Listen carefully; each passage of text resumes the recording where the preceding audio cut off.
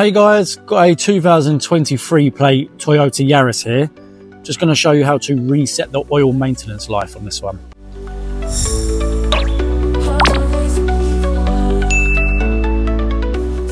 So on this one, we're going to use the controls on the left hand side of the steering wheel. And then look at the screen in front of the steering wheel on the dash. And from here, you're going to scroll down until you get to the settings icon. And then scroll to the right until you get to vehicle settings. Then hold in OK. Then go down to oil maintenance. Press OK.